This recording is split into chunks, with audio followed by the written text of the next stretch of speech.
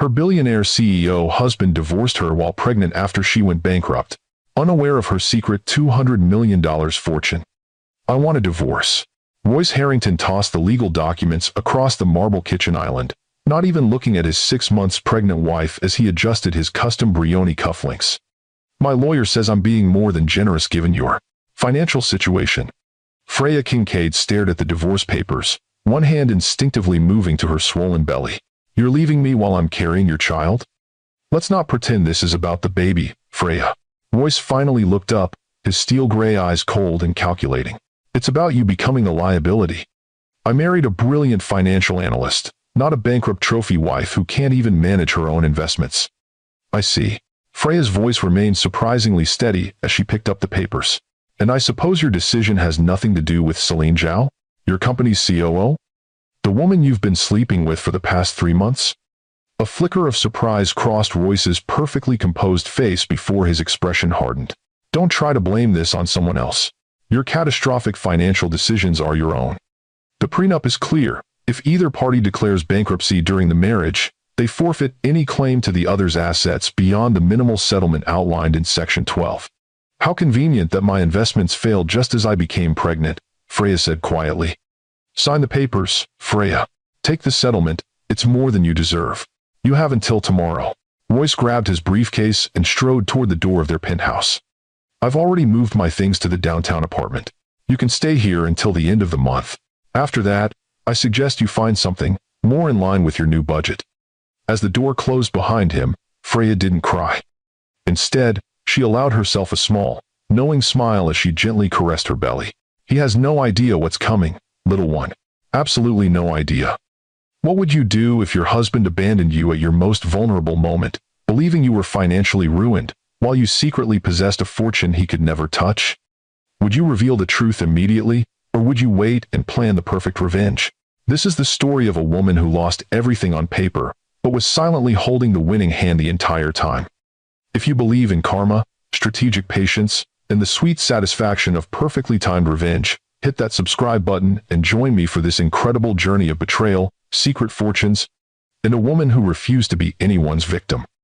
The sun streamed through the floor-to-ceiling windows of the Manhattan penthouse, illuminating the sleek modern furniture and priceless art that had been carefully selected to project the image of success that Royce Harrington demanded in every aspect of his life.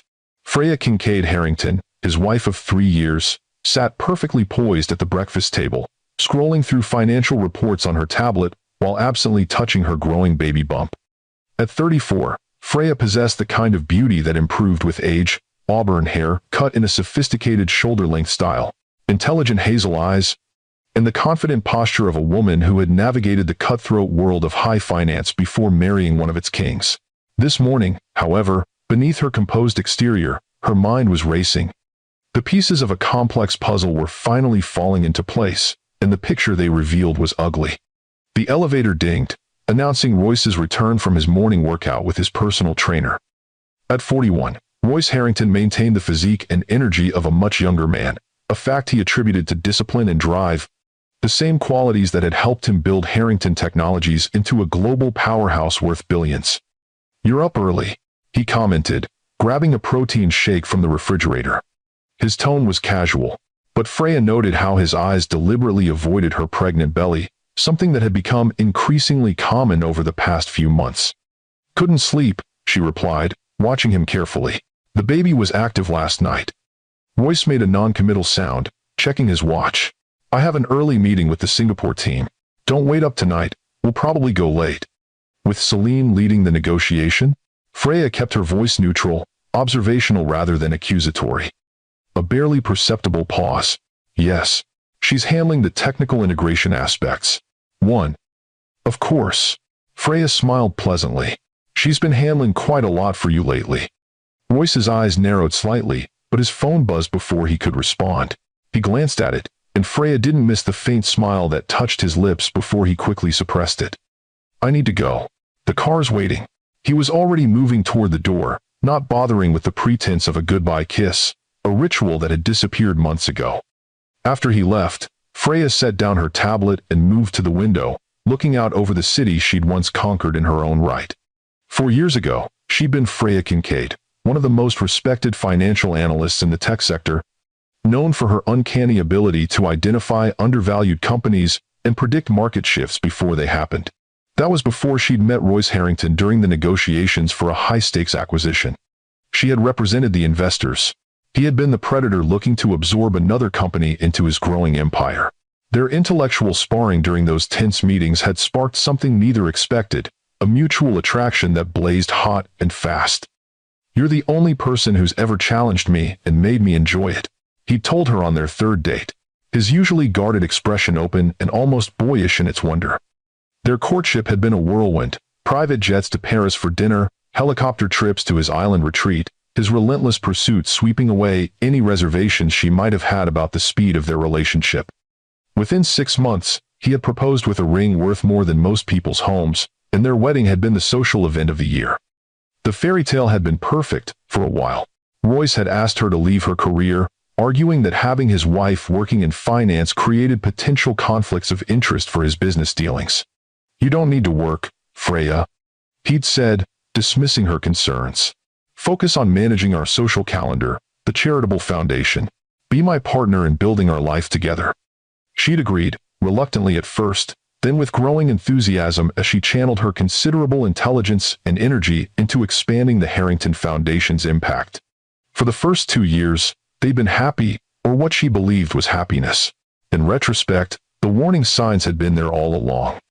Royce's controlling nature emerged, gradually, subtle criticisms of her choices, increasing isolation from her former colleagues, his expectation that she would arrange her entire existence around his needs and schedule. By the time she recognized the pattern, she was already deeply embedded in his world. Then came the pregnancy, unplanned but initially welcomed with cautious joy. Royce had seemed pleased, if somewhat distant, until around her 3rd month, when things began to change dramatically. His business trips became more frequent, his late nights at the office the norm rather than the exception.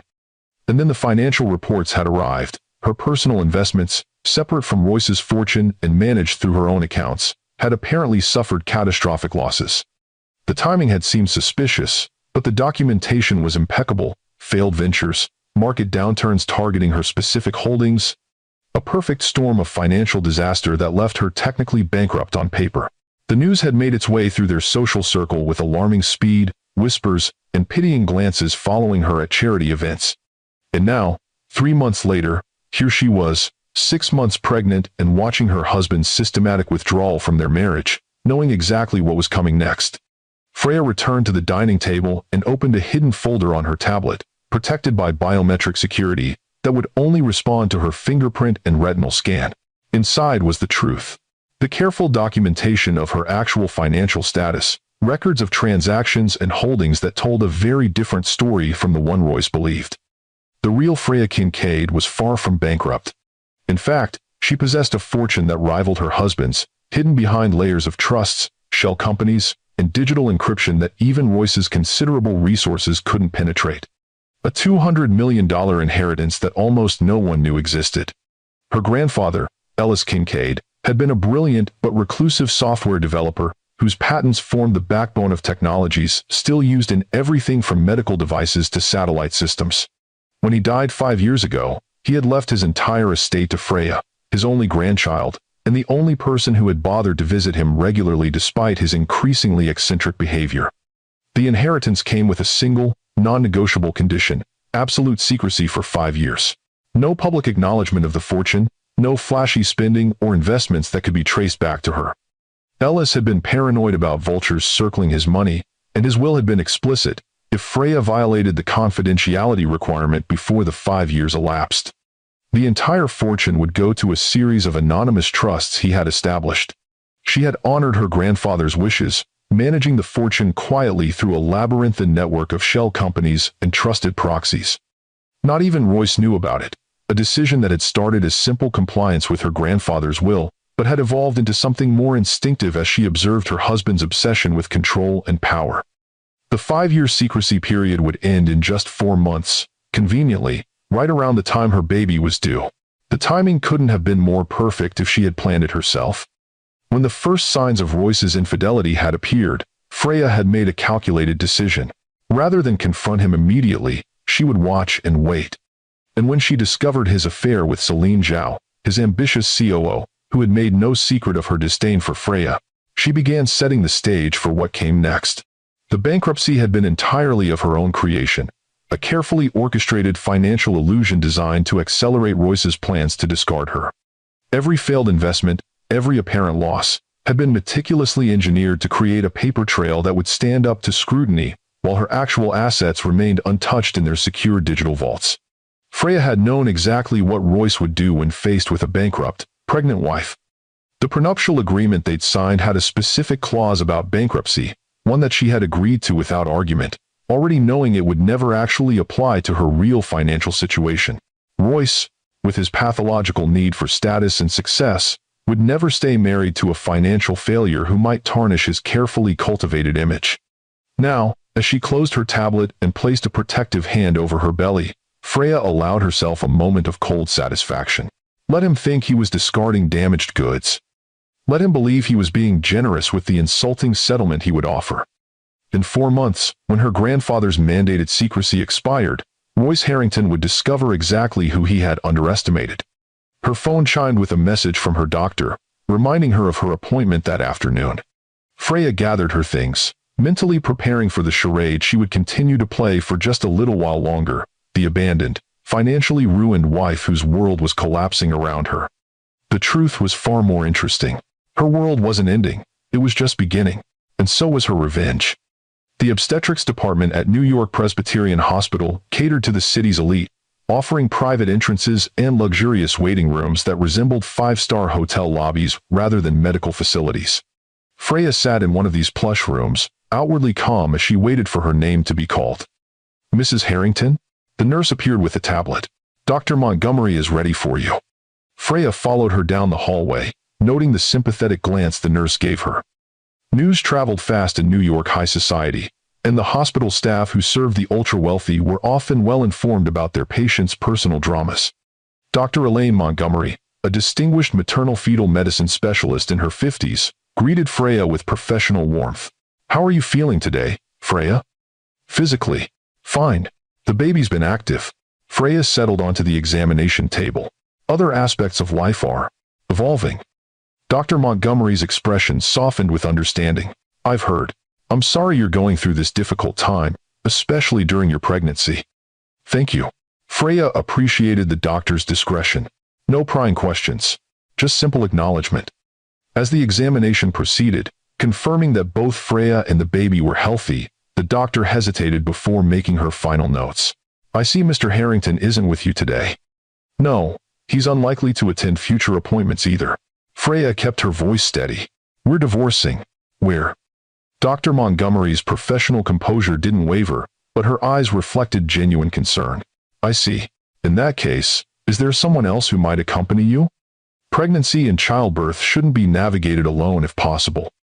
"I have someone in mind," Freya said, thinking of Zuri Okafor, her closest friend from her pre-Royce life, and one of the few people who had never been intimidated by her husband's status or wealth.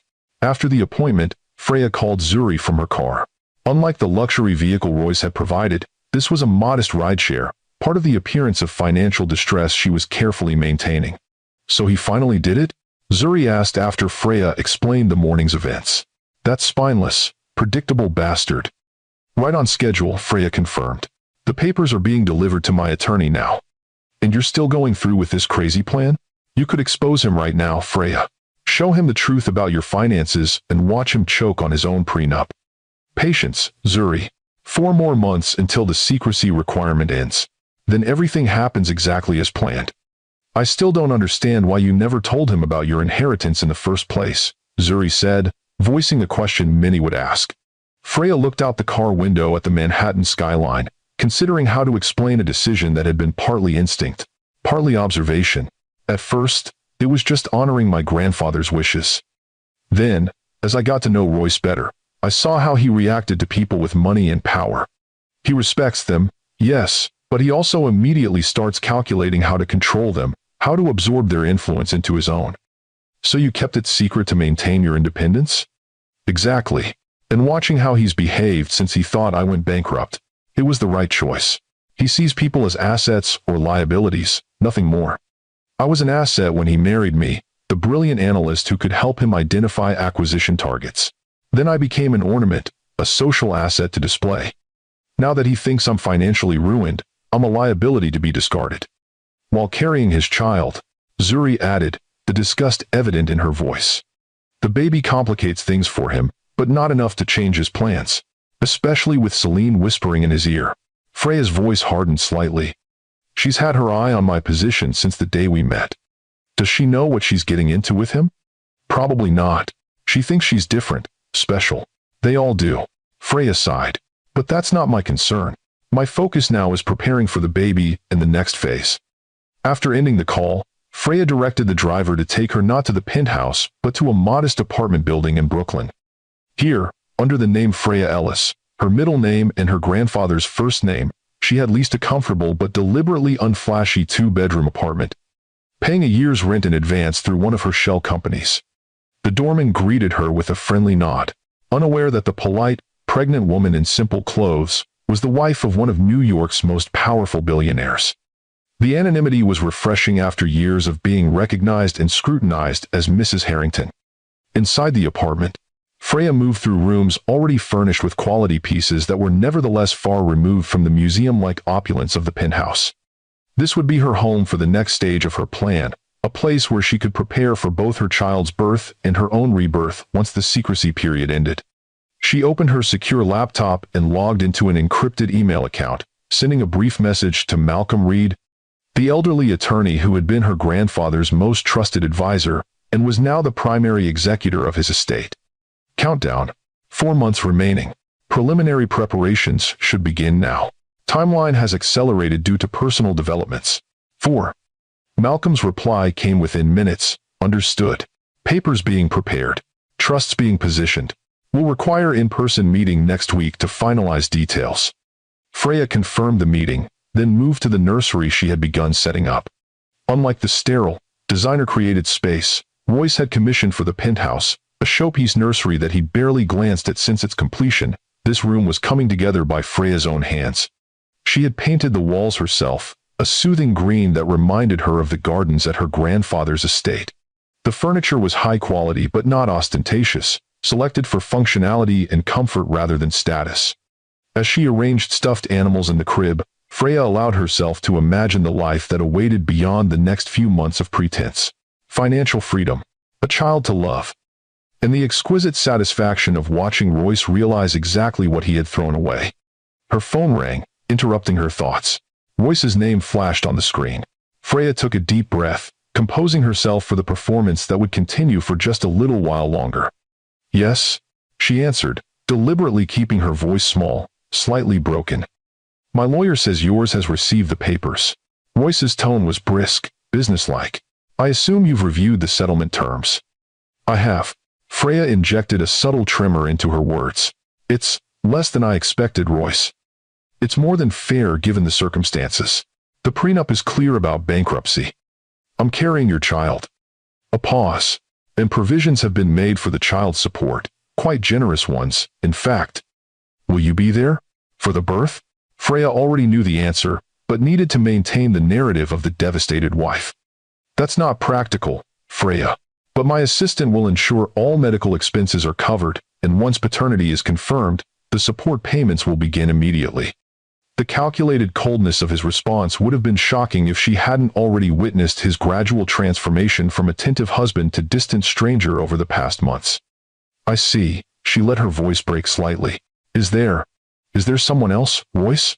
Is that what this is really about?" Another pause, longer this time. "This is about financial responsibility and compatibility, Freya. Our paths have clearly diverged. Your inability to maintain even your own separate investments demonstrates that we're no longer suited as partners." "You mean I'm no longer an asset to you," she said, dropping the vulnerable act for just a moment. "I'm not going to engage in recriminations. Sign the papers, take the settlement. It's the sensible choice." His tone shifted, becoming almost conciliatory. "You're an intelligent woman, Freya. Don't let emotion cloud your judgment now." After they hung up, Freya allowed herself a moment of genuine anger, not at the divorce itself, which he had anticipated and even orchestrated, but at the sheer arrogance of his dismissal. The assumption that she would have no recourse, no power to challenge him. The complete disregard for her as anything but a problem to be solved with the minimum necessary resources. She moved to the window, looking out at the Brooklyn skyline so different from the Manhattan view she'd grown accustomed to. Somewhere across the river, Royce was probably already celebrating with Celine, confident in his clean escape from a marriage that no longer served his purposes. "Enjoy it while it lasts," Freya whispered to the distant skyline. "The countdown has begun." The next morning, Freya met with her attorney, Judith Goldstein, a sharp-minded divorce lawyer with a reputation for fierce advocacy. Unlike Royce's legal team from a white-shoe firm that primarily served corporate interests, Judith specialized exclusively in high-net-worth divorces and understood the psychological aspects as well as the legal ones. "These terms are insulting," Judith said bluntly, reviewing the settlement offer in her stylish but unpretentious office. "Even with the bankruptcy clause in the prenup, we could fight for more based on the pregnancy alone." "I don't want to fight it," Freya replied calmly. Judith looked up, surprise evident in her expression. "Freya, he's offering you barely enough to maintain a middle-class lifestyle after 3 years of marriage, while he keeps assets worth billions. The child support is adequate, but nothing more. I know you've had financial setbacks, but—" "I want to sign," Freya interrupted gently. "Today, if possible." The attorney studied her client carefully. "May I ask why?" "This isn't like you, Freya. The woman I met 3 years ago when you were drafting your prenup was strategic, forward-thinking." "I still am." Freya smiled slightly. "I have my reasons, Judith, and I need you to trust me on this." "Is he threatening you?" "Because if he is—" "No, nothing like that. This is my choice." Freya leaned forward. "Sometimes accepting a small loss now sets up a greater victory later. That's all I can say." Though clearly conflicted, Judith eventually nodded. "It's your decision, but I want it on record that I advised against accepting these terms." "Duly noted," Freya said with a smile that contained more knowledge than she could share. 2 hours later, the papers were signed. Freya Kincaid Harrington officially accepted the minimal settlement offered by her billionaire husband, waiving any further claims against his fortune. The divorce would be finalized quickly, given the uncontested nature of the agreement. As she left Judith's office, Freya received a text from Royce. "My assistant will coordinate the removal of your things from the penthouse. The settlement funds will be transferred by end of week." No acknowledgement of their years together. No mention of their child. Just business, cleanly concluded. Freya didn't respond. Instead, she texted Zuri, "Phase 1 complete. Divorce terms accepted." Zuri's reply came immediately. "You're either crazy or brilliant. I'm reserving judgment until I see Phase 2. Over the next week, Freya methodically separated her life from Royce's. She collected only personal items from the penthouse, deliberately leaving behind the jewelry and designer clothes he had purchased for her, props for the role of billionaire's wife that she would no longer be playing. The New York social scene buzzed with the gossip. Royce Harrington's pregnant wife, financially ruined and summarily divorced, accepting a settlement that amounted to pocket change for someone of his wealth. Some whispered about cruelty, others about her supposed financial incompetence. A few suggested that perhaps there was more to the story than was publicly known. Through it all, Freya maintained a dignified silence, neither confirming nor denying any speculation. She disappeared from the charity circuit and gala events where she had once shown as Mrs. Harrington. As far as their social circle was concerned, she had simply faded away, another cautionary tale about the risks of marrying into wealth without the proper safeguards. In reality, Freya was meticulously preparing for the next phase of her plan. The meeting with Malcolm Reed had confirmed that everything was in place for the expiration of the secrecy period. The trusts were structured, the assets positioned, the legal framework established for what would come next. "Your grandfather would be proud," Malcolm had told her, his aged eyes twinkling with admiration. "He always said you had his mind for strategy and your grandmother's steel spine." "I'll need both for what comes next," Freya had replied. As her 7th month of pregnancy began, Freya settled into a rhythm in her Brooklyn apartment. Her days were filled with prenatal appointments, quiet preparation for the baby, and secure video conferences with the small team of trusted advisors who were preparing for the unveiling of her fortune. Royce, true to form, maintained minimal contact, delegating most communication about the pregnancy to his executive assistant. He had not asked to attend any medical appointments or ultrasounds. His only direct inquiry had been to confirm the expected due date, information his lawyers needed for the child support arrangements. Freya used this period of relative peace to refine the details of her plan. The company she would establish once her fortune became public. The strategic investments she would make. The carefully choreographed revelation that would shake Royce's carefully constructed world. You could just enjoy your money and your baby? Zuri pointed out during one of her regular visits to the Brooklyn apartment. Live well, raise your child, and let him continue his soulless existence without you. Freya cradled her growing belly thoughtfully. I could, but that wouldn't be justice. Since when are you interested in justice? You were always the pragmatist between us.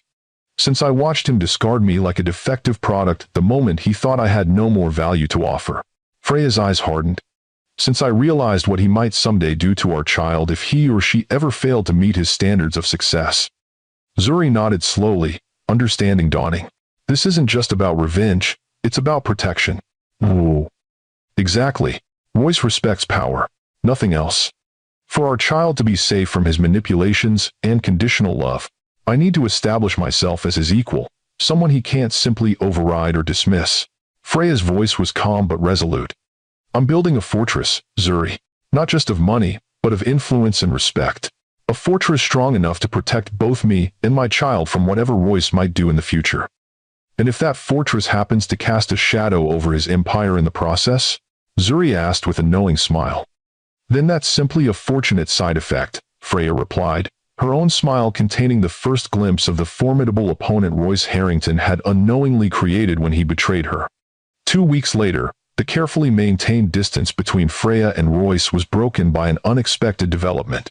She was preparing dinner in her Brooklyn kitchen, when her phone rang with his number. Freya. His voice held an unusual note of urgency. Why didn't you tell me about the complications? She frowned, genuinely confused. What complications? With the pregnancy. My assistant just received the medical report from your doctor. Apparently, there are concerns about premature labor? Freya's confusion deepened. That's not accurate. My appointment yesterday was perfectly routine. The baby and I are both healthy. That's not what the report says. Royce's tone shifted from urgency to suspicion. Are you withholding medical information? I'm not withholding anything. There must be some mistake. Freya's mind raced, trying to understand what was happening. Who sent this report to your assistant? Not was one. It came from Dr. Montgomery's office. On official letterhead. Something clicked in Freya's mind. Did Celine happen to be present when this report arrived? A telling pause. Why would that matter? Because there are no complications, Royce. My guess is that Celine is testing your reaction, seeing if news about the baby's health would draw you back into direct contact with me. Freya's voice was calm, analytical. She's probably watching your response right now. That's absurd, he snapped, but with less conviction than his words suggested. Is it? Call Dr. Montgomery's office directly. Not through your assistant, not through any intermediary. Ask them yourself about my most recent appointment. The silence that followed told her she'd hit the mark. Despite everything, Freya felt a twinge of pity for Royce. He had traded her for a woman who was already playing manipulation games, testing the boundaries of his newfound relationship. I'll look into it, he finally said, his tone cooling to its usual controlled state. If there's been some miscommunication, I apologize for the intrusion. Ah. Royce, Freya said before he could hang up, you should know that I would never use our child's health as a bargaining chip or manipulation tool. Whatever else has happened between us, I hope you believe that. Another pause, longer this time. I do believe that, he admitted quietly. Whatever else, I know you have integrity. The irony of his statement, complimenting her integrity while being completely deceived about her financial situation, was not lost on Freya. But she recognized the rare moment of genuine communication between them, perhaps the last they would have before everything changed. Goodbye, Royce, she said simply, and ended the call. Later that evening, she received a text from an unknown number. This is Celine. Stay away from Royce. The divorce is final, and your pathetic attempts to regain his attention won't work. Freya stared at the message, momentarily stunned by the boldness of the other woman's approach. Then she laughed, a genuine, free sound that echoed through her apartment. The idea that she would be trying to win back Royce was so completely opposite to reality that it was almost refreshing in its absurdity. She considered various responses, from cutting retorts to dignified dismissals, before simply deleting the message without reply. Celine Zhao wasn't worth the energy of a response. She was merely a symptom of Royce's character, not the cause of their marriage's dissolution. Besides, in less than 3 months, both Royce and Celine would understand exactly who they had underestimated. And that revelation would be worth far more than any momentary satisfaction from a text exchange. Freya returned to the nursery, where she had been assembling a mobile of stars and planets to hang above the crib. "Your father and his girlfriend think I'm trying to win him back," she told her unborn child with amused affection. "If only they knew what's really coming." She hung the mobile, watching as the planets slowly rotated in the gentle breeze from the window. Like the celestial bodies above, all the elements of her plan were in motion now, orbiting toward an inevitable collision that would reshape everything. At the beginning of her 8th month of pregnancy, Freya met with Malcolm Reed and a select team of financial advisors at his discreet law office. Despite his advanced age, Malcolm's mind remained razor-sharp, and he had assembled a group of professionals who combined expertise with absolute discretion. "We're 6 weeks from the end of the secrecy period," Malcolm began, his voice still carrying the crisp British accent of his youth despite decades in America. "And approximately 4 weeks from your due date, if I'm not mistaken." "That's correct," Freya confirmed. "The timing is tight, but manageable." "Indeed." Malcolm opened an encrypted file on his tablet. "We've structured everything as you requested. The moment the clock strikes midnight on the 5-year anniversary of your grandfather's death, control of his entire estate transfers to you without restrictions." 1. Freya nodded, reviewing the documents he shared. The inheritance was even more impressive than she'd initially understood. Her grandfather's patents and intellectual property had continued generating revenue throughout the 5-year secrecy period, with all profits reinvested according to his meticulous instructions. What had begun as $200 million had grown to nearly $230 million through careful management. "And Phoenix Capital?" she asked, referring to the investment firm she planned to establish. "The shell company exists but dormant, ready to be activated," replied Jana Patel, the financial strategist Malcolm had brought into their confidence. "The moment the secrecy period ends, we can transform it into a fully operational investment firm with you as the public CEO and majority shareholder. The office space in Midtown has been secured through a separate holding company," added Marcus Chen, the real estate specialist. "Premium location, recently renovated, ready for immediate occupancy. No connection to either you or the inheritance that anyone could trace." Freya smiled, impressed with their thoroughness. "And the initial investments?" Jana pulled up another set of documents. "We've identified the first wave of acquisition targets based on your specifications. Companies that compete directly with Harrington Technologies subsidiaries, but which are undervalued due to temporary market conditions." "Perfect." Freya reviewed the list with satisfaction. Each company represented a strategic pressure point on Royce's business empire, not enough to truly threaten him, but certainly enough to get his attention and irritate him considerably. "And the timing for these acquisitions?" "We can move on the first 3 immediately after the secrecy period ends," Jana confirmed. "The others will follow in stages over the subsequent 6 months, as you suggested." As the meeting continued, Freya felt a sense of calm determination settling over her. The plan was meticulous, each element carefully designed not just for maximum financial benefit, but for precise psychological impact. Royce prided himself on his business acumen, his ability to predict market movements and outmaneuver competitors. The emergence of a mysterious new player who seemed to anticipate his every move would be particularly galling to him. "There is one additional matter," Malcolm said as the meeting was concluding. "Your grandfather left a personal letter to be delivered to you at the end of the secrecy period. I've kept it in my safe all these years." He handed Freya a sealed envelope, the paper high quality and slightly yellowed with age. Her grandfather's distinctive handwriting addressed it simply to Freya, 5 years later. "Would you like some privacy?" Malcolm offered. Freya nodded, and the others discreetly left the conference room. With careful fingers, she broke the seal and unfolded the letter inside. "My dearest Freya," it began in her grandfather's precise script. "If you're reading this, you've honored my wishes for 5 years of secrecy. I never doubted you would. You were always the one person who truly understood me. I imposed this condition not out of eccentricity, though I admit I've earned that reputation, but out of wisdom learned through bitter experience. Money changes how people see you, how they value you. I wanted you to have 5 years to observe who remained true to you without knowledge of your fortune. To see clearly who values Freya for herself, not for what she possesses. Whatever you've learned in these 5 years, whatever you've discovered about yourself and those around you, trust it. The clarity that comes from watching people who don't know your true worth is invaluable. My fortune is now truly yours, without conditions or restrictions.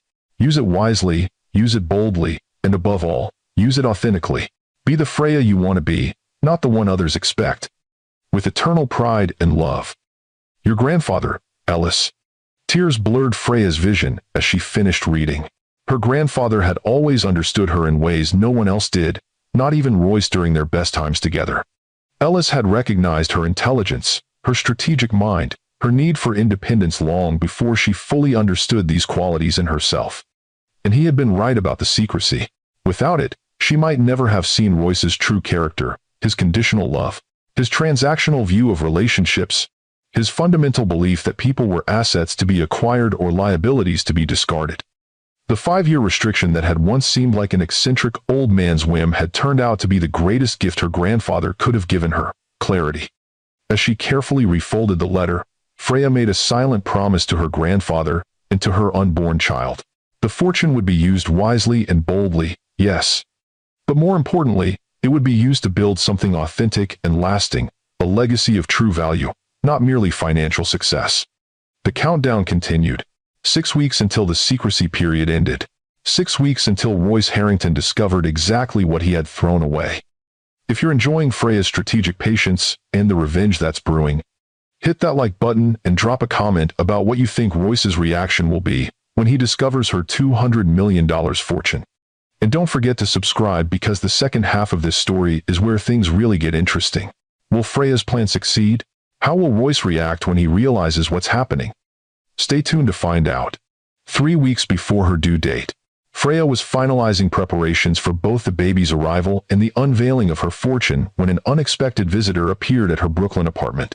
The doorman called up to announce that Celine Zhao was requesting to see her. Freya's first instinct was to refuse, but curiosity overcame caution. Send her up, she instructed, quickly assessing her appearance.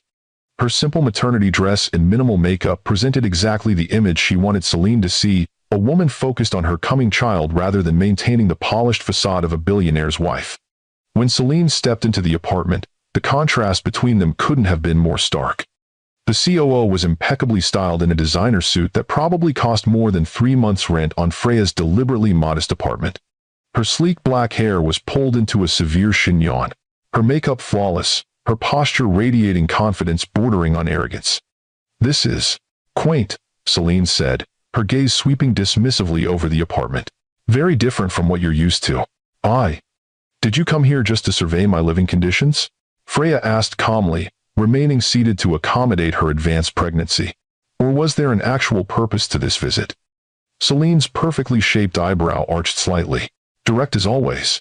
"Fine. I'll be equally direct. I want you to stop contacting Royce about the pregnancy." "I haven't been contacting him," Freya replied truthfully. "He receives updates from my doctor as required by our divorce agreement. Nothing more." "Those updates seem suspiciously frequent." Celine's tone hardened. "And they always seem to arrive when we're in the middle of important business." Freya studied the other woman thoughtfully. Despite her composed exterior, Celine's eyes betrayed anxiety, the subtle insecurity of someone who had won a prize but wasn't entirely confident in her ability to keep it. "I have no control over when my doctor sends reports," Freya said mildly. "And frankly, I have no interest in disrupting whatever relationship you and Royce have built." "Then you won't mind signing this." Celine removed a document from her designer handbag. "It's a simple agreement. You'll communicate about the child exclusively through lawyers, not directly with Royce. Any medical information will be filtered through a third-party service rather than sent directly to his office." Freya didn't bother taking the document. "No." "Excuse me?" "I said no. I won't sign that." Freya's voice remained even. "My child's father will receive information about his child as outlined in our existing legal agreement. Your insecurities are not my problem to solve, Celine." Color rose in Celine's cheeks. "This isn't about insecurity. It's about efficiency and appropriate boundaries." "Is that what Royce told you to say, or did you come up with that justification yourself?" Freya asked, genuine curiosity in her tone. Because if Royce sent you here, you should know he's using you to avoid an uncomfortable conversation he should be having himself. And if this was your idea, she shrugged slightly. Well, that suggests a level of insecurity that should concern you more than it concerns me. Celine's composure slipped further. You think you're so clever, don't you? Even now, bankrupt and divorced, you still act like you have some kind of upper hand. One? Freya smiled, the expression not reaching her eyes. The difference between us, Celine, is that I know exactly who Royce is. You're still discovering it. How long before your value to him is measured solely by what you can provide? How long before he starts noticing flaws, cataloging failures? You're just bitter because you failed him, Celine snapped. I won't make the same mistakes you did. No, Freya agreed quietly. You'll make entirely different ones. Starting with the mistake of thinking you could intimidate me into signing away my child's rights. She rose carefully from her chair, one hand supporting her belly. Now, unless you have something else to discuss, I have a doctor's appointment to prepare for. Celine gathered her things, visibly struggling to regain her earlier confidence. This isn't over. On that point, we agree completely, Freya replied, her calm certainty clearly unsettling the other woman even further. After Celine left, Freya called Zuri. You won't believe who just paid me a visit. Let me guess, the girlfriend? Zuri's voice held both amusement and outrage. What did she want? To have me sign away direct communication with Royce about the baby. Apparently, my doctor's updates are disrupting their perfect new life. Zuri's snort of derision was audible, as if you're sitting around plotting ways to send medical reports at inconvenient times. The paranoia is almost impressive. It's not paranoia, it's insecurity, Freya corrected, and it's not entirely unjustified. Royce has a pattern. Royce. True. Acquire, become dissatisfied, discard, replace. He's pathologically incapable of being content with what he has. Zuri paused. How much longer until the big reveal? 3 weeks until the secrecy period ends. If the baby cooperates, it should be about a week after the birth. Perfect timing. Nothing says, you made a massive mistake quite like revealing your secret fortune, while he's still adjusting to becoming a father. Zuri's tone grew more serious. How are you feeling? Truly. Freya considered the question, her hand resting on her belly where her daughter, they confirmed the gender last month, was currently practicing what felt like Olympic-level gymnastics. Ready, she said finally. Ready to meet my daughter. Ready to reclaim my identity. Ready to see Royce's face when he realizes what he threw away. In the days that followed Celine's visit, Freya focused on final preparations for both the baby and the unveiling of her fortune. The nursery was complete, hospital bags packed, birth plan finalized. Simultaneously, the Phoenix Capital offices were being furnished, initial hiring completed under the guise of a new division of one of her shell companies. Legal documents prepared for the moment the secrecy restriction lifted. Everything was proceeding perfectly according to plan, until it wasn't. 2.5 weeks before her due date, in the middle of a video conference with Malcolm and Jana about the first wave of acquisitions, Freya felt the first contraction. She dismissed it as Braxton Hicks, the practice contractions her doctor had warned her about, and continued the meeting. But when her water broke 30 minutes later, the reality became undeniable. Her daughter was coming early. I need to go to the hospital, she informed her startled colleagues. The baby has other ideas about our timeline. Malcolm's usual composure slipped momentarily. Now? But the secrecy period remains unchanged, Freya finished for him, already gathering her hospital bag. The plan proceeds as arranged. I'll just be doing it with a newborn in my arms instead of in my belly. She called Zuri, who arrived in record time to drive her to the hospital. Should we notify Royce? Zuri asked as they navigated through traffic. The hospital will, once she's born, Freya said between controlled breaths as another contraction built. That was part of the birth plan. And if he actually shows up? Freya hadn't seriously considered this possibility. Royce had shown so little interest in the pregnancy that she had assumed he would delegate the birth as he had delegated everything else. We'll cross that bridge if we come to it. By the time they reached the hospital, Freya's contractions were coming regularly. The labor progressed with unexpected speed for a first birth, as if her daughter was as impatient to begin their new life as Freya herself. 7 hours later, Lyra Ellis Kincaid entered the world, 6 pounds, 4 ounces of perfect determination, with a strong cry and a full head of dark hair. As the nurses cleaned and measured her, Freya experienced a love so fierce and protective it momentarily overwhelmed even her carefully controlled emotions. "She's beautiful," Zuri whispered, standing by Freya's side. "And she has your chin." And her father's eyes, Freya noted as the baby briefly opened her eyes to reveal a color that would likely settle into Royce's distinctive gray. "Speaking of which, no sign of him," Zuri confirmed. "The hospital notified him 2 hours ago."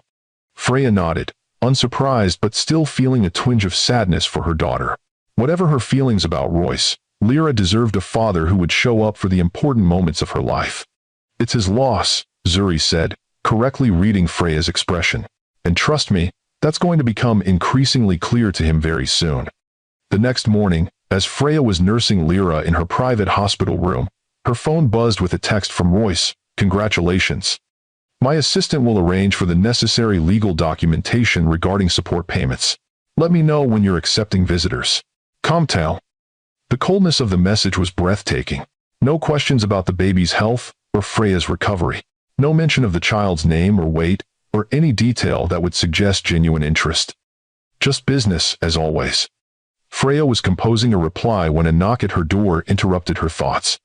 To her absolute shock, it was Royce himself who entered, impeccably dressed as always, carrying an elaborate floral arrangement that screamed, selected by an assistant rather than personal choice. "You came," she said, unable to keep the surprise from her voice. "Of course." He set the flowers down, his gaze moving to the bundle in her arms. "Is that her?" "No, it's someone else's baby I'm nursing," Freya replied, the sarcasm slipping out before she could stop it.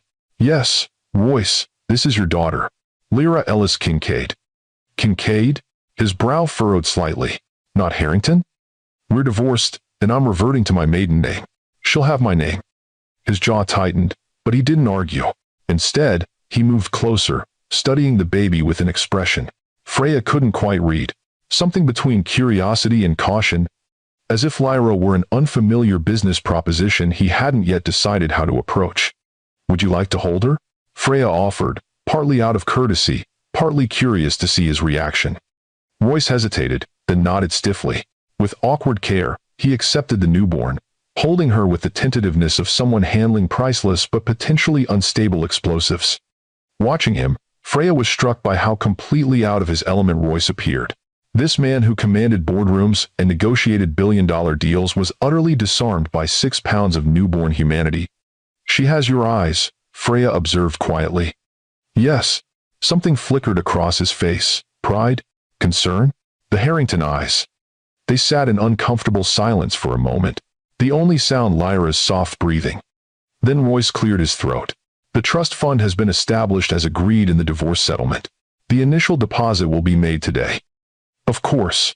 Even in this moment, he reverted to financial discussions. "Thank you," Freya said simply. "Will you be staying in the Brooklyn apartment?" The question held a hint of judgment, as if he found the very idea distasteful. "For now," Freya replied noncommittally. "It suits our needs."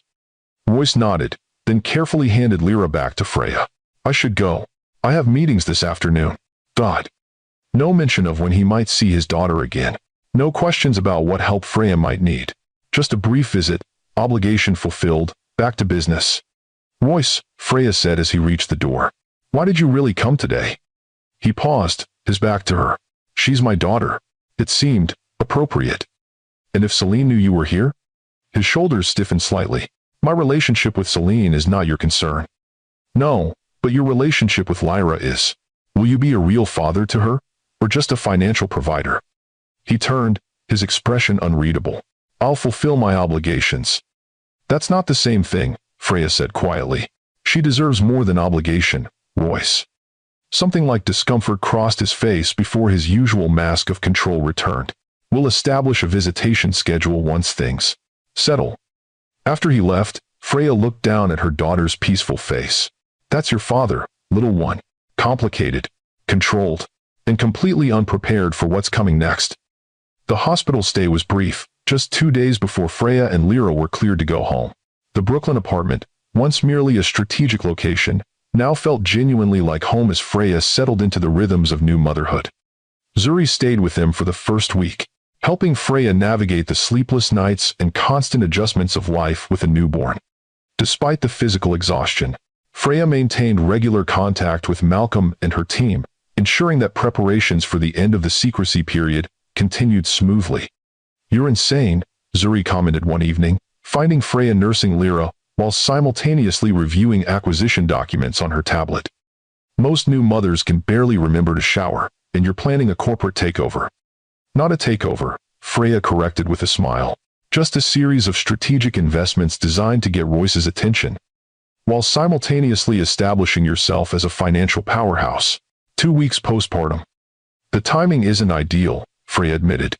"But the secrecy period ends in 8 days, ready or not. Everything needs to be in place." True to his word, or at least to his narrow interpretation of it, Royce had fulfilled his financial obligations promptly. The trust fund for Lyra had been established with the agreed-upon initial deposit, and the modest support payments to Freya had begun. Beyond that, his involvement had been minimal, a brief text inquiring about Lyra's health, but no mention of when he might see her again. Freya was adjusting Lyra's swaddle when her phone rang with Malcolm's number. "The final preparations are complete," he reported without preamble. "The moment the clock strikes midnight on the 15th, everything transfers to your direct control." "And Phoenix Capital?" "Ready to launch. The press release is prepared, the website will go live automatically, and the first acquisition offers will be delivered before the markets open." 1. "Perfect." Freya looked down at her sleeping daughter. "Any change to the timeline for the Meridian Tech offer?" "No, that remains our third move, approximately 2 weeks after the initial announcement. It gives us time to establish Phoenix Capital as a legitimate player before directly challenging one of Harrington Technology's recent acquisitions." Meridian Tech had been a particularly satisfying addition to Freya's plan. The small but innovative company had been on Royce's acquisition radar for months, but he had deliberately delayed making an offer, believing he could drive down the price by letting them struggle a bit longer. Freya's planned offer would not only be generous, but would come just as Royce was finally moving to acquire the company himself. The timing would make it appear as if Phoenix Capital had insider knowledge of Harrington Technology's strategies, a perception that would infuriate Royce and likely trigger an internal witch hunt for the supposed leak. "The next week will be challenging," Malcolm cautioned. "The media will be intense once your identity as Phoenix Capital's founder becomes public, especially given your connection to Royce." "I'm prepared," Freya assured him. "Zuri will help with Lyra during the most intense period, and I've arranged for additional security for the apartment." After ending the call, Freya moved to the window, gazing out at the Brooklyn night while cradling Lyra against her shoulder. In just 8 days, everything would change. The carefully maintained facade of the financially ruined ex-wife would give way to her true identity, Freya Kincaid, heiress to a $230 million fortune and founder of Phoenix Capital. The symbolic name had been deliberately chosen. From the ashes of her marriage and the bankruptcy that had prompted Royce to discard her, she would rise, stronger, more powerful, and absolutely ready to show him exactly what he had thrown away. 8 days. "Little one," she whispered to her sleeping daughter. "And then the real game begins." The day the secrecy period ended dawned clear and bright, sunlight streaming through the windows of Freya's Brooklyn apartment. She had been awake for hours already, having fed Lyra at 4 a.m., and found herself unable to return to sleep as the magnitude of the day ahead settled over her. Instead, she had showered, dressed in a simple but elegant black dress that flattered her postpartum figure, and was reviewing final details when Zuri arrived just after 7. "Today's the day," Zuri said, accepting the sleeping Lyra from Freya's arms. "How are you feeling?" "Ready," Freya replied with calm certainty. "The press release goes out at 9. The Phoenix Capital website launches simultaneously, and the first acquisition offers will be delivered to the target companies before the markets open." "And how long until Royce realizes what's happening?" Freya smiled, a hint of anticipation in her expression. "The business press will pick up the story by mid-morning. Given Phoenix Capital's initial capitalization and the aggressive acquisition strategy outlined in the press release, it should be newsworthy enough to reach Royce's attention by lunch." "And he'll have no idea it's you behind it?" "Not initially. The press release identifies the founder and CEO only as F. Kincaid, granddaughter of tech pioneer Ellis Kincaid. It won't take much digging for journalists to connect the dots to me, but those first few hours of confusion will be interesting." "Right on schedule, at precisely 9 a.m., Freya received confirmation that the press release had gone live. Within minutes, her phone began buzzing with notifications as financial news outlets picked up the story. Millionaire launches $230 million. Investment firm. Ellis Kincaid's fortune emerges after 5-year secrecy period. Phoenix Capital makes aggressive move into tech sector. By 10:30, the business press had made the connection. Freya watched as the headlines evolved. Freya Kincaid revealed as Phoenix Capital founder. Bankrupt socialite actually tech heiress? Harrington's ex-wife emerges as financial powerhouse. At 11:45, right on cue, her phone rang with a number she hadn't seen in months. Royce's private line. Freya let it ring twice, composing herself, before answering with perfect calm. "Hello, Royce." The silence on the other end lasted just long enough to confirm he was caught completely off guard. When he finally spoke, his voice carried a tension she'd rarely heard before. "What the hell is going on, Freya?" "I assume you've seen the news," she replied mildly. $230 million? Phoenix Capital? Ellis Kincaid's granddaughter? Each question emerged more incredulous than the last. Is this some kind of elaborate hoax? Not a hoax, Royce. Just the end of a confidentiality period that prevented me from disclosing my inheritance. Inheritance, he repeated, the word flat with disbelief. You had an inheritance of $230 million that you never disclosed during our marriage? My grandfathers were required absolute secrecy for 5 years. The inheritance would have been forfeit otherwise. And the bankruptcy? Your failed investments? A necessary fiction. Freya couldn't keep a hint of satisfaction from her voice. Though I must thank you, your eagerness to divorce your financially ruined, pregnant wife made everything so much cleaner legally. His breathing changed, and she could picture him pacing his office, that vein in his temple throbbing the way it did when he was truly angry. You manipulated me. I simply allowed you to act according to your nature, Royce. When you thought I was bankrupt, I became a liability to be discarded. That revealed everything I needed to know about your character. This changes everything, he said, his voice shifting into the calculating tone she knew well. The divorce settlement, the custody arrangements, changes nothing, Freya corrected firmly. The divorce is final. The settlement you so generously offered your bankrupt wife has been accepted and executed. And as for Lyra, the custody arrangement remains exactly as agreed. My lawyers will. Your lawyers will advise you that pursuing this would be unwise. Freya interrupted. The prenup you insisted upon made no provision for undisclosed assets that weren't jointly owned or acquired during the marriage. My inheritance falls squarely into that category. Another silence. This one seething with barely controlled rage. You've been planning this for months. Longer, Freya admitted. Since I first saw the signs that you were planning to leave me. Since I realized that your love and loyalty extended exactly as far as my perceived value to you. This isn't over, he warned. On that point, we agree completely. Freya's voice remained calm. Phoenix Capital's first acquisitions will be announced tomorrow morning. You might find some of the targets familiar. She ended the call before he could respond, her heart racing despite her outward composure. The confrontation had gone almost exactly as she'd anticipated, Royce's shock giving way to anger, then to calculation, and finally to threats. Predictable, yet still satisfying to witness. Her phone immediately rang again, Malcolm this time. The first targets have received our offers, he reported. 2 have already expressed strong interest, and the media inquiries are flooding in. Any word from Meridian Tech? Freya asked, referring to the company Royce had been planning to acquire. Nothing yet, but our intelligence suggests Harrington Technologies was planning to approach them next week. Our offer will land just days before theirs, at a 15% premium to what Royce was planning to offer. Perfect. Freya smiled, picturing Royce's reaction when he discovered he'd been outmaneuvered on a deal he'd spent months setting up. What about the interview requests? Financial Times, Wall Street Journal, Bloomberg, CNBC, they all want exclusives. I've scheduled the Bloomberg interview for tomorrow morning as you requested. 1. Good. That gives me today to prepare and get Lyra settled with Zuri. As she ended the call, Freya heard Lyra beginning to fuss in the nursery. The juxtaposition was striking, corporate strategy and acquisition offers on one hand, diaper changes and feeding schedules on the other. Yet somehow, the dual roles felt right, each providing balance to the other.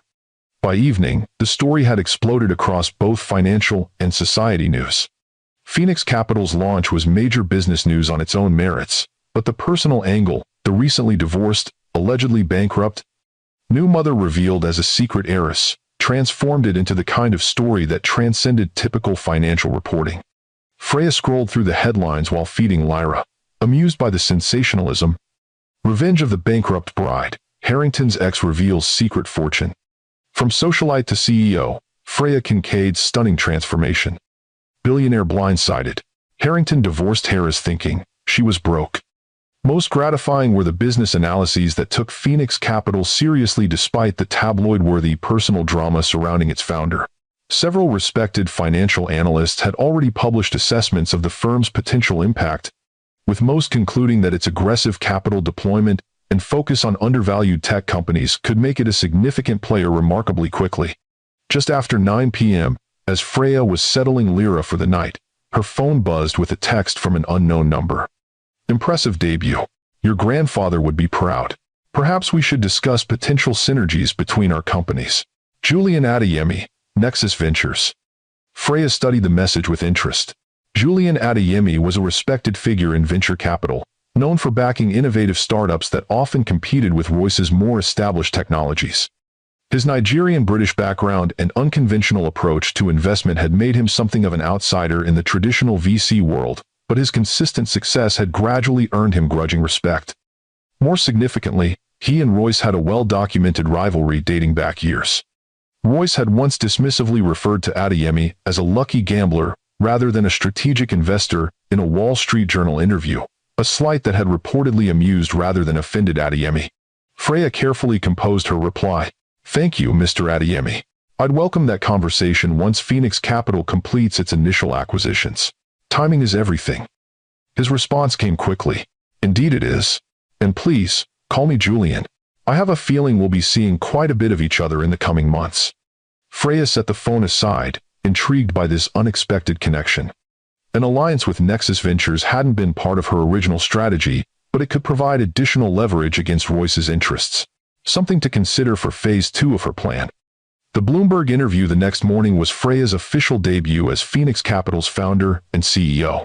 She conducted it from a temporary office space, professionally lit and designed to project confidence without ostentation. The contrast with her former life as Mrs. Harrington, always impeccably styled and photographed in luxurious surroundings, was deliberate and striking. Miss Kincaid, the business world is still processing yesterday's revelations. The interviewer began.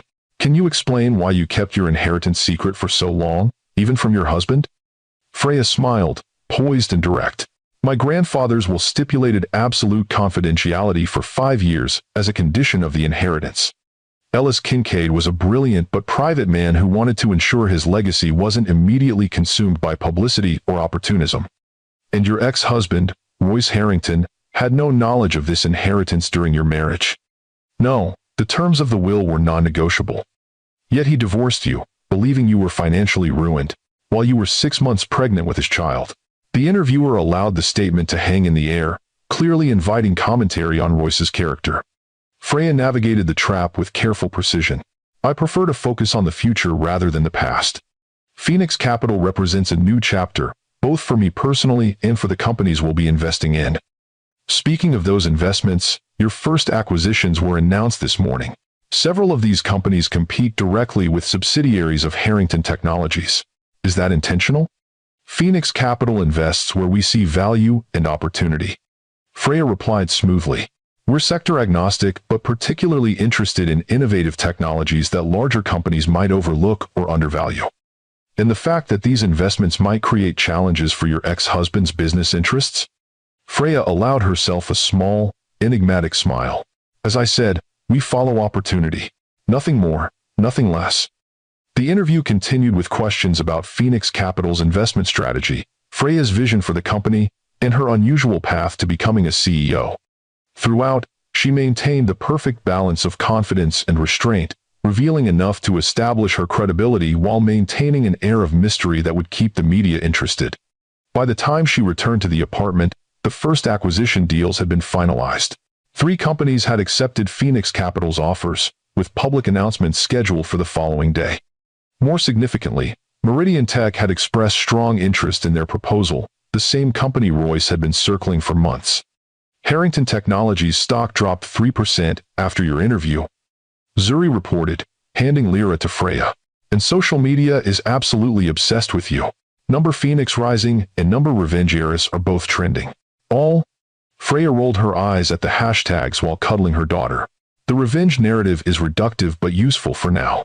It keeps attention on the personal drama while we execute the business strategy. Which is working perfectly.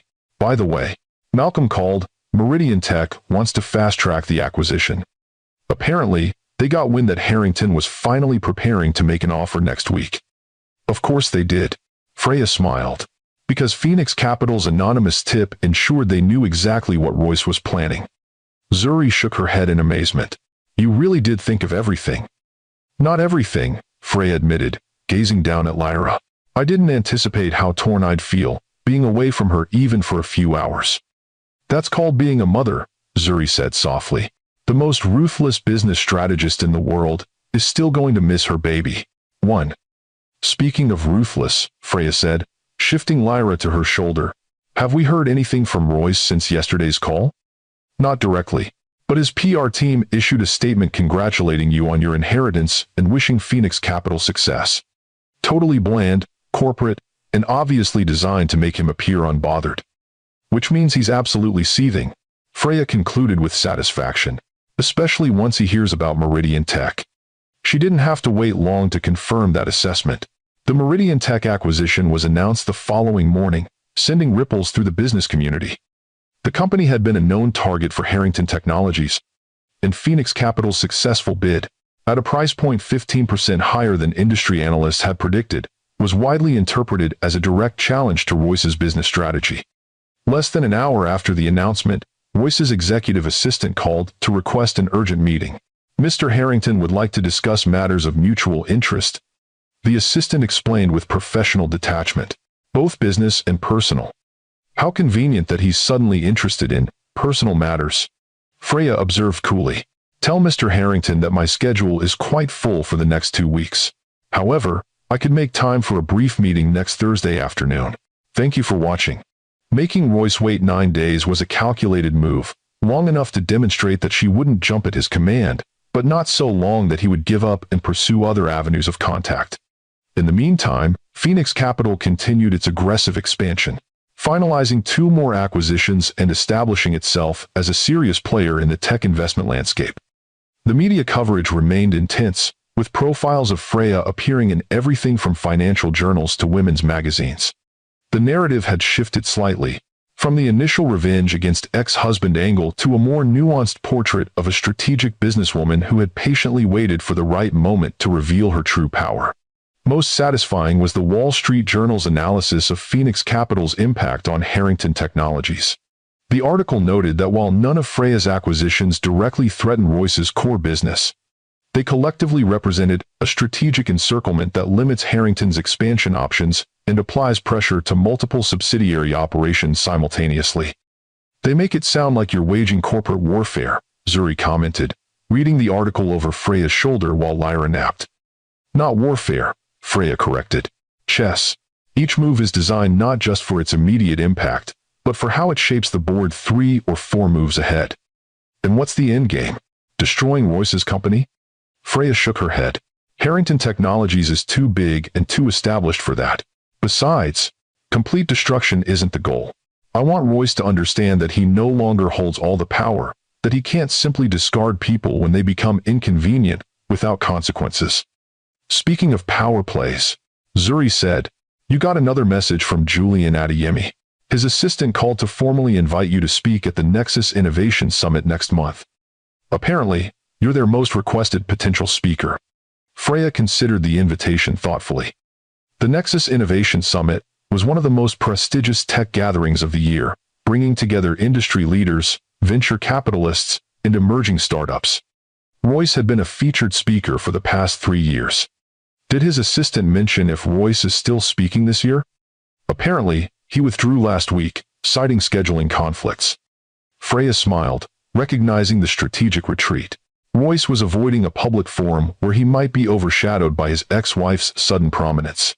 Tell Mr. Adeyemi's assistant that I'd be honored to speak, and suggest that I'd be particularly interested in participating in the panel on disruptive investment strategies in established markets. The panel had been Royce's traditional slot at the summit. Taking his place there would send a clear message about the shifting balance of power. By the time Thursday arrived, the day of her scheduled meeting with Royce, Freya had settled into a new rhythm. Mornings with Lyra, afternoons at Phoenix Capital's newly established offices, evenings back home with her daughter. The arrangement wasn't perfect, but with Zuri's help and a carefully selected nanny, she was managing to balance her roles as mother and CEO better than she had initially expected. For the meeting with Royce, Freya chose the neutral territory of a private dining room at the Pierre Hotel. She arrived precisely on time, dressed in a tailored navy suit that subtly emphasized her remarkably quick return to her pre-pregnancy figure. The Phoenix Rising emblem of her company was visible as a small, elegant pin on her lapel, the only ostentatious touch in her otherwise understated appearance. Royce was already there, looking impeccable as always in a custom suit, though Freya noted the slight shadows under his eyes that suggested recent stress. He stood as she entered, his expression carefully neutral. "Freya, thank you for making time in your evidently busy schedule." And, Royce. She took the seat across from him, maintaining eye contact. "You requested this meeting. I assume there's a specific purpose?" He studied her for a moment, as if trying to reconcile this composed, confident woman with the wife he had so easily discarded. "You've been very strategic in your business moves recently. Phoenix Capital makes investments based on careful analysis and long-term potential. Nothing more complicated than that." Her tone was pleasant but offered no concessions. "Meridian Tech," he said flatly. "You knew I was pursuing them." Did I?" Freya raised an eyebrow. "I don't recall having access to Harrington Technologies' acquisition targets. We've been divorced for months. After all, 5-4. This isn't coincidence. 3 of your 5 acquisitions directly compete with my subsidiaries, and Meridian was prepared to accept my offer before you suddenly appeared with a bid 15% higher than market value. Perhaps they simply preferred Phoenix Capital's vision for their future." Freya maintained her composure, enjoying the rare sight of Royce struggling to control his frustration. "But you didn't request this meeting to discuss my investment strategy, did you?" Royce took a moment to collect himself, shifting tactics. "No, I wanted to discuss Lyra." "What about her?" "I'd like to establish a more formal visitation schedule. Regular time with my daughter." The request surprised Freya, though she was careful not to show it. In the 2 weeks since Lyra's birth, Royce had visited exactly once and had made no further attempts to see his daughter. "Your sudden interest in fatherhood is noteworthy," she observed, "especially given your complete absence during Lyra's first 2 weeks of life." "I've been adjusting to the idea of fatherhood," he said, his tone suggesting this was a reasonable explanation. "And recent developments have made me reconsider certain priorities." "I've been adjusting to the idea of fatherhood." "Recent developments," Freya repeated. "You mean my inheritance in Phoenix Capital?" "I mean recognizing that my daughter deserves a relationship with both her parents," Royce countered smoothly, "regardless of our personal differences." Freya studied him carefully, trying to discern his true motivation. Was this genuine paternal interest, however delayed? Or was Lyra simply another asset he now wanted to control, particularly after discovering that her mother wasn't the financially dependent ex-wife he had anticipated? "Lyra does deserve a relationship with her father," she finally agreed. "But that relationship needs to be consistent and genuine, Royce. Not a bargaining chip or a strategic move in whatever game you think we're playing." "I'm not playing games with my child," he said, his voice hardening slightly. "Then prove it. Start with short, regular visits. Build a genuine connection with her. Show that you're committed to being her father, not just when it's convenient or advantageous." Royce considered this, clearly not pleased with her setting terms, but recognizing he had limited leverage. "Twice weekly to start. Tuesday evenings and Saturday mornings." "That's acceptable," Freya nodded. "Beginning this Saturday." "There's another matter we should discuss," Royce said, his tone shifting back to business. "The custody arrangement in our divorce agreement was based on certain assumptions about our respective financial situations. Those assumptions have changed significantly." And there it was, the real purpose of his sudden interest in fatherhood. The custody arrangement was based on what was best for Lyra, not on our bank accounts. Freya replied coolly. Unless you're suggesting that your previously limited interest in parenting was financially motivated? Don't twist my words, Royce said sharply. I'm simply pointing out that the circumstances have changed, and the arrangements should reflect that reality. The reality is that Lyra is 2 weeks old and needs stability, consistency, and her mother. Freya's tone left no room for negotiation. The current arrangement stands, Royce. You're welcome to be as involved as you choose within that framework, but I won't be reopening the custody discussion. His jaw tightened almost imperceptibly. My lawyers might disagree. Your lawyers would advise against pursuing this, Freya countered calmly, particularly given certain information that might emerge during prolonged legal proceedings. What information? His eyes narrowed. Let's just say I've learned a great deal about Harrington Technologies' business practices over the years, including some regulatory compliance issues that would interest the SEC considerably. Freya allowed this to sink in before continuing. I have no desire to use that information, Royce. But corporate warfare has a way of escalating beyond anyone's initial intentions. The implied threat hung in the air between them. After a moment, Royce nodded slightly, a reluctant acknowledgement of this new stalemate. Saturday morning, then, he said, effectively conceding the custody discussion. 10 o'clock? 10 works well with her feeding schedule, Freya agreed. She'll have just eaten and will be alert for about an hour before her nap.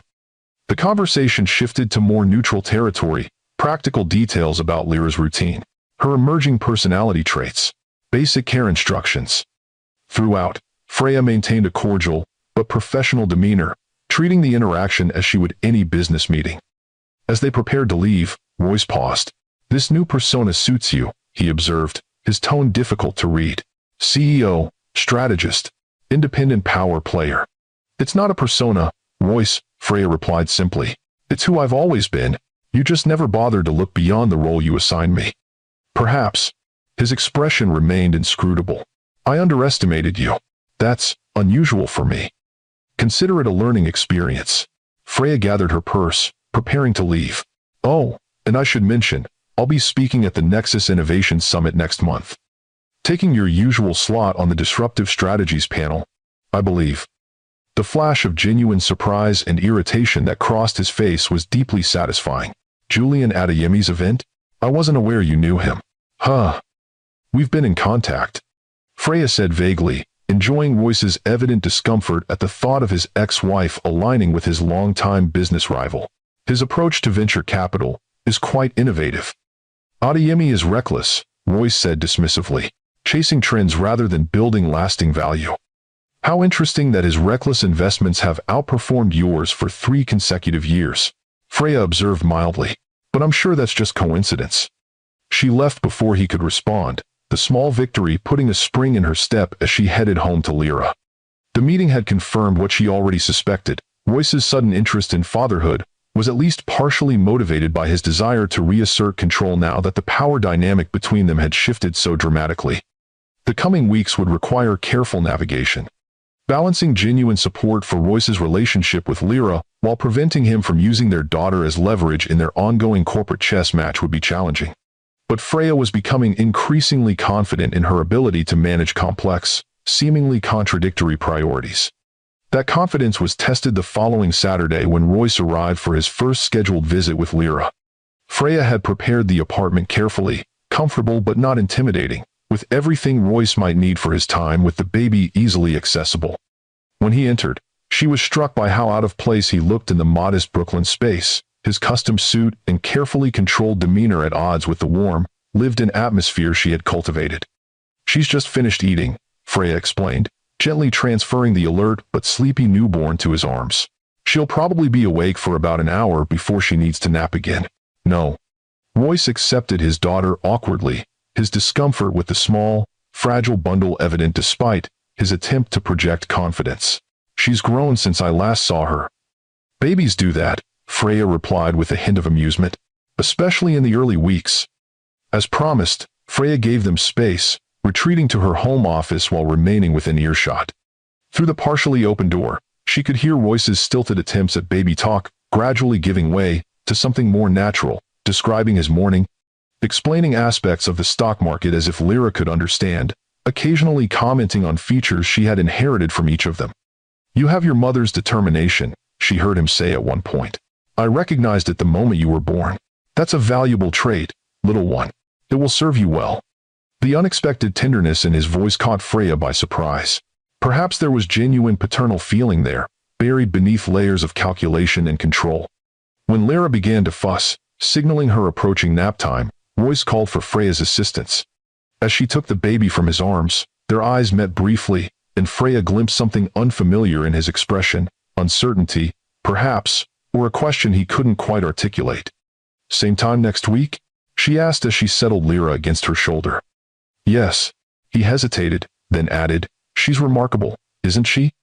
"She is," Freya agreed softly. "The most remarkable thing either of us has ever created." A shadow crossed his face. Regret? Acknowledgement? Before his usual mask of control returned.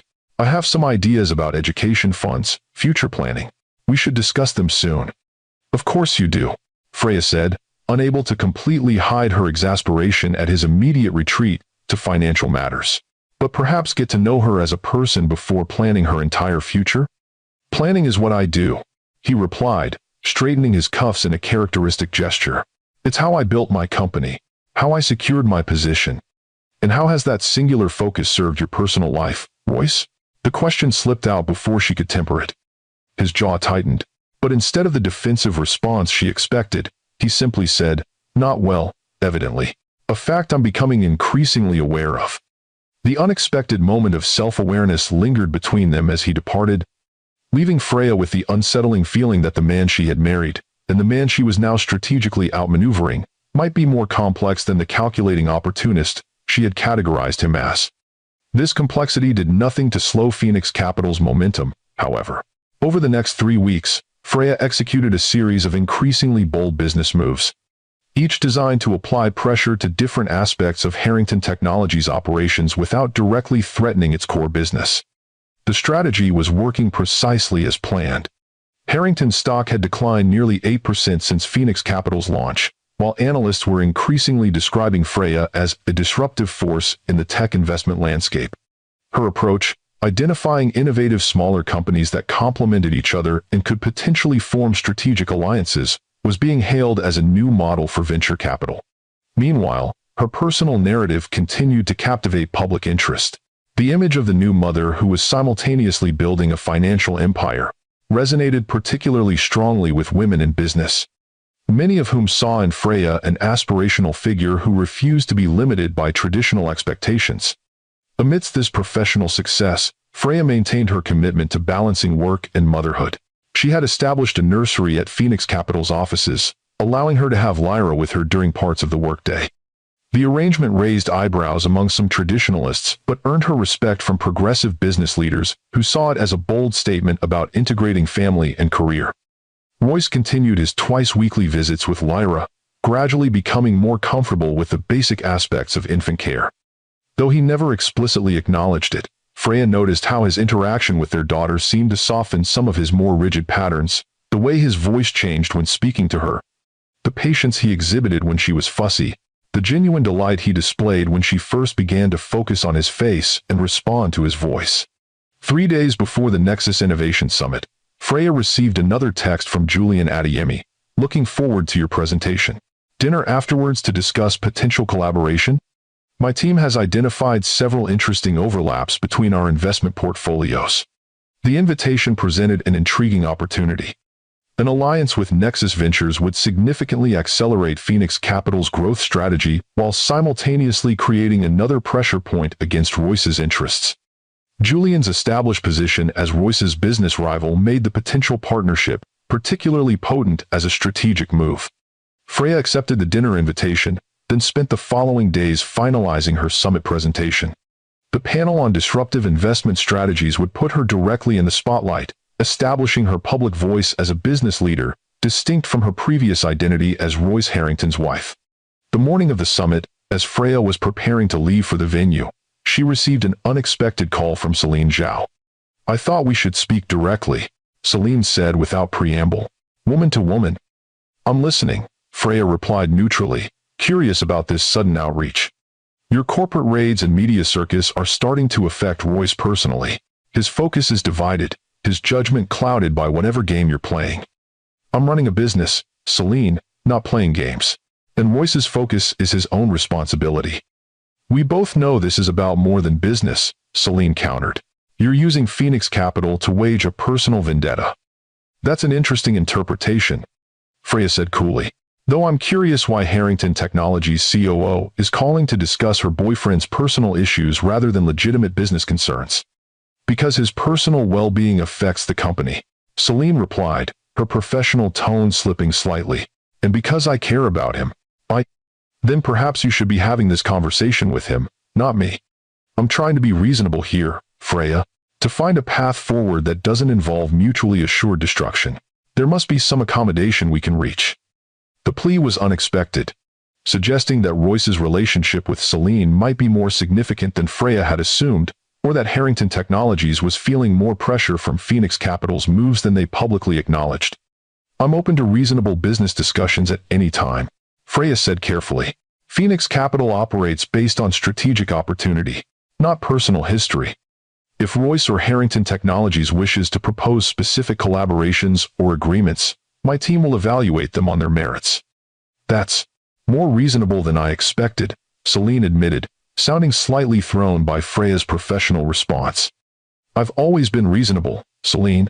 Royce simply preferred not to notice. After ending the call, Freya considered the implications of this unexpected outreach. Was Celine acting on her own initiative, or had Royce sent her as an unofficial emissary?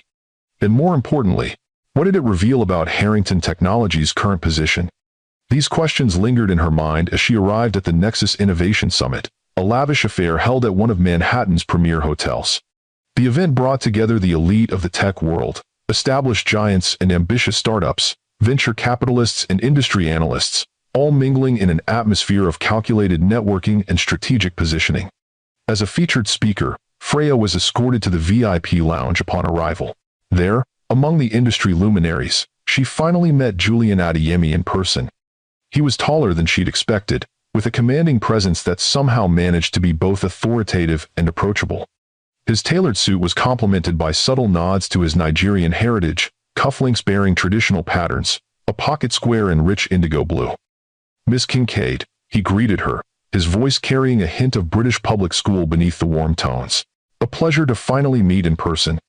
Mr. Adeyemi, she replied, accepting his extended hand. Thank you for the invitation to speak, and please, call me Freya. Julian. Then, his smile was genuine, reaching his eyes in a way that distinguished it from the practiced expressions of most executives in the room. Your Phoenix Capital has made quite an impression in a remarkably short time. We've been fortunate in our initial investments, Freya said modestly. Fortune favors the prepared, Julian countered, and your preparation has been extraordinary. 5 years of patience, followed by perfectly timed execution. That's not luck, that's strategy. Before Freya could respond, a stir near the entrance caught their attention. Royce had arrived, with Celine at his side. Though he'd officially withdrawn as a speaker, his position in the industry still warranted a VIP invitation. Interesting, Julian murmured, observing Royce's entrance. He said he couldn't attend due to scheduling conflicts. Apparently his schedule cleared, Freya replied dryly. Royce scanned the room, his gaze locking onto Freya and Julian almost immediately. After a brief hesitation, he guided Celine in their direction, his expression revealing nothing of his thoughts. Freya, he acknowledged with a slight nod. Adeyemi. Harrington, Julian replied, his tone cordial but carrying an undercurrent of their long-standing rivalry. I thought you weren't attending this year. Plans change, Royce said simply, before turning to Freya. I'm looking forward to hearing your perspective on disruptive strategies. It's a topic I've always found compelling. The double meaning was unmistakable. Freya met his gaze steadily. I hope you find it illuminating. I'm sure I will. His attention shifted to Julian. Though I'm curious about your sudden interest in Phoenix Capital, Adeyemi. Backing away from your usual high-risk ventures? On the contrary, Julian replied smoothly. I recognize transformative potential when I see it, something you seem to have overlooked. The tension in the exchange was palpable. Celine intervened with practiced diplomacy. The panel is starting soon. Perhaps we should find our seats? As they moved toward the main conference hall, Julian leaned close to Freya. "The game is more interesting than I anticipated," he said quietly. "Harrington doesn't attend events he's not speaking at unless something significant is at stake." "And what do you think is at stake here?" Freya asked. Julian's smile was knowing. His pride, at minimum, possibly something more substantial. He glanced in Royce's direction. He doesn't like losing, especially not to people he's underestimated. "Speaking from experience?" "Extensive experience," Julian confirmed, "which is why I find your rapid success against him so impressive. You've accomplished in weeks what I've been attempting for years, getting under Royce Harrington's carefully constructed armor." The panel discussion positioned Freya prominently among established industry leaders. As the newest and most intriguing voice on the stage, she drew particular attention, especially when articulating Phoenix Capital's investment philosophy. "We don't simply look for companies with promising technology," she explained in response to the moderator's question. "We look for innovators who have been overlooked or undervalued by traditional investors, often because they don't fit conventional patterns or expectations. Some might call that a high-risk approach," the moderator suggested. "Only if your definition of risk is limited to traditional metrics," Freya countered. "Sometimes the greatest risk is in following established patterns so rigidly that you miss transformative opportunities." From her position on stage, Freya could see Royce in the audience, his expression carefully neutral as he listened. Beside him, Selene was taking notes, occasionally leaning in to whisper something in his ear. "Your rapid emergence as a significant investor has surprised many in the industry," the moderator continued, "particularly given your previous circumstances." The delicate reference to her supposed bankruptcy and divorce drew a ripple of interest through the audience. Freya maintained her composure, refusing to be drawn into the personal narrative. "Financial circumstances can change rapidly in either direction," she said simply. "What remains constant is one's fundamental approach to identifying value and opportunity. Phoenix Capital represents the culmination of strategies I've been developing for years, finally implemented with the necessary resources." The professional restraint of her answer earned approving nods from several industry veterans on the panel and in the audience. She was establishing herself not as a vengeful ex-wife with a surprise fortune, but as a serious business strategist who happened to have an interesting backstory. After the panel concluded to enthusiastic applause, Freya found herself surrounded by potential investors, startup founders seeking funding, and media representatives requesting interviews. She navigated the attention with practiced ease, maintaining the delicate balance between accessibility and selectivity that was crucial for her emerging brand. As the afternoon sessions wound down, she caught sight of Royce engaged in what appeared to be an intense conversation with Julian. Their body language suggested a discussion more significant than casual summit networking, Royce leaning in with uncharacteristic urgency, Julian responding with measured calm that seemed to frustrate his rival. Before Freya could observe more, her attention was claimed by an influential tech blogger seeking comments on Phoenix Capital's latest acquisition. By the time she looked again, both men had moved on to other conversations. The summit dinner that evening was a lavish affair, with carefully orchestrated seating that placed Freya at a table with Julian and several other key industry figures. Royce and Selene were positioned at a table across the room, close enough to maintain awareness of each other, but far enough to prevent direct interaction. "Your performance today was masterful," Julian commented as they were served the first course. "Particularly your restraint regarding personal matters. Lesser individuals would have used the platform for score settling." "Score settling makes for entertaining headlines but poor business strategy," Freya replied. "Phoenix Capital needs to be taken seriously on its merits, not as a vehicle for personal drama." "A wise approach," Julian agreed, "though I suspect the personal elements add a certain motivation to your strategic thinking." Number 4. Freya smiled slightly. "Perhaps. But motivation without discipline is merely emotion, not strategy." "Well said." He raised his water glass in a subtle toast. "To discipline motivation." Throughout dinner, Freya was conscious of Royce's occasional glances in their direction.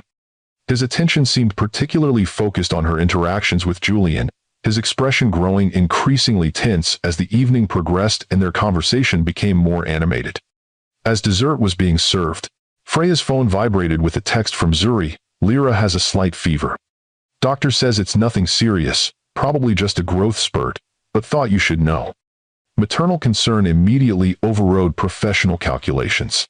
Freya apologized to Julian and the others at their table, explaining that she needed to check on her daughter. Of course, Julian said immediately. Family comes first. Perhaps we can reschedule our discussion for tomorrow? I'd appreciate that, Freya agreed, gathering her things. As she made her way toward the exit, Royce intercepted her, having evidently noticed her abrupt departure. Is everything all right? He asked, genuine concern evident in his tone. Lyra has a slight fever, Freya explained, surprised by his perception. Nothing serious according to the doctor, but I want to check on her. I'll come with you, he said immediately, reaching for his phone. My driver can take us. The unexpected offer caught Freya off guard. That's not necessary. I've already called a car. She's my daughter too, Royce said quietly. If she's unwell, I want to be there. Something in his expression, a vulnerability she'd rarely glimpsed beneath his controlled exterior, gave Freya pause. All right, she agreed after a moment. We can go together. As they waited for his car at the hotel entrance, Freya was acutely aware of Julian watching their departure with evident interest. The dynamics had shifted yet again, personal concern temporarily overriding business rivalries and strategic positioning. In the car, Royce maintained a careful distance, but his concern for Lyra seemed genuine. Has she been showing any other symptoms? Why? He asked. Changes in feeding patterns? Unusual fussiness? Zuri didn't mention anything specific, Freya replied. Just the fever, but infant fevers can spike quickly, so I want to be cautious. Of course. He hesitated, then added, You've been an exceptional mother, Freya.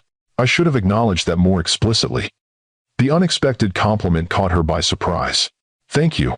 That's generous of you to say. This sigh. Not generous. Just accurate. He stared out the window at the passing city lights. I've been doing a lot of thinking recently. About priorities. Perspectives. Prompted by Phoenix Capital's impact on your stock price? Freya couldn't resist the slight dig. Partly, he admitted with surprising candor, but also by watching you with Lyra. Seeing how you've balanced motherhood and your new role as CEO. It's illuminating. Before Freya could respond, her phone rang with another call from Zuri. The fever's gone, her friend reported with audible relief. It spiked briefly, but came down on its own. She's sleeping peacefully now. Thank goodness, Freya breathed. We'll be there soon anyway. Royce is with me. After ending the call, she relayed the good news to Royce, watching his relief visibly washed over his features. Children are remarkably resilient, he observed. Another quality Lyra seems to have inherited from you. The comment hung in the air between them, an acknowledgement, perhaps, of the resilience Freya had demonstrated in rebuilding her life after he had tried to dismantle it. When they arrived at the apartment, they found Lyra sleeping peacefully in her crib, her temperature normal, no sign of the brief fever that had caused such concern. Zuri discreetly excused herself, leaving the co-parents alone with their daughter. She's perfect, Royce said softly, watching the sleeping infant. Absolutely perfect. Yes, she is, Freya agreed, standing beside him. For a moment, they were simply parents together, united in love for their child despite everything that had transpired between them. The shared concern had temporarily suspended their complex business rivalry, creating a brief window of genuine connection. I should go? Royce said eventually, though he made no immediate move to leave. You have my private number now. Please use it if there are any changes in her condition, regardless of the hour. I will, Freya promised. At the door, he paused. About Adeyemi, he said, his tone shifting back to business. Be careful. He has his own agenda in pursuing an alliance with Phoenix Capital. 1. As do we all, Freya replied evenly. This isn't just business rivalry speaking, Royce insisted. There are aspects of his operation you may not be aware of. Connections that could create complications. 1. What kind of complications? Royce hesitated, clearly weighing how much to reveal. Just be cautious about what information you share with him, particularly regarding your technology investments. The cryptic warning piqued Freya's curiosity, but she recognized Royce was unlikely to elaborate further. I'll take that under advisement. After he left, Freya returned to Lyra's nursery, watching her daughter sleep while considering Royce's unexpected warning. Was it merely an attempt to disrupt a potential alliance between Phoenix Capital and Nexus Ventures?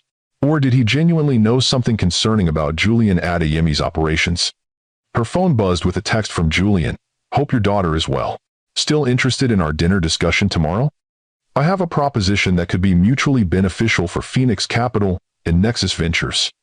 As Freya contemplated her response, another text arrived, this one from an unknown number. Miss Kincaid, we need to meet urgently regarding Julian Adeyemi. Your inheritance and your daughter could be at risk. Federal investigation pending. Proof available upon meeting. A concerned party. Freya stared at the cryptic message, her strategic mind immediately analyzing possibilities. A genuine warning? A ploy by Royce to disrupt her potential alliance with Julian? Or something else entirely, a new player entering the complex game she had initiated?